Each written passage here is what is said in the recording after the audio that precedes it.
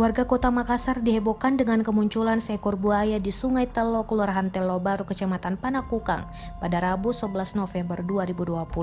Penemuan buaya yang berukuran sekitar 2 meter ini tepat berada di bawah jembatan, tak jauh dari lokasi salah satu pusat perbelanjaan di Kota Makassar di Jalan Urip Sumoharjo.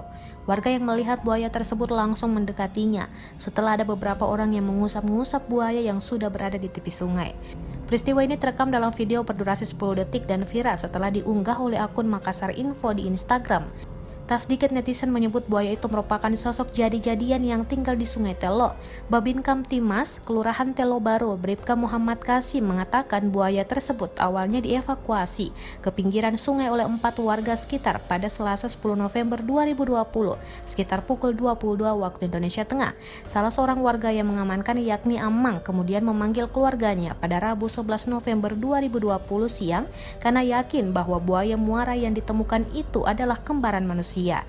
Tidak lama kemudian, kata Kasim, keluarga yang disebut kembaran buaya tersebut datang dan mengusap-ngusap hewan tersebut, lalu membawanya pulang ke Jalan Pacinang 5. Buaya tersebut dibawa kembali ke rumah milik Mulyadi untuk dipertemukan dengan orang yang mengaku keluarga dari buaya tersebut, kata Kasim kepada Kompas.com. Kasim mengatakan buaya yang dibawa ke rumah warga itu berada dalam keadaan sehat dan tidak memiliki luka sedikit pun. Kasim menambahkan buaya tersebut disimpan di dalam rumah warga dengan berlapis kain dan bantal. Dia diberlakukan layaknya manusia oleh pemilik rumah dan keluarganya. Dia mengaku sudah memberitahu tokoh masyarakat agar mengurung buaya itu demi keselamatan warga. Namun keluarga yang mengaku kembaran buaya itu menjamin jika buaya itu tidak akan memangsa manusia.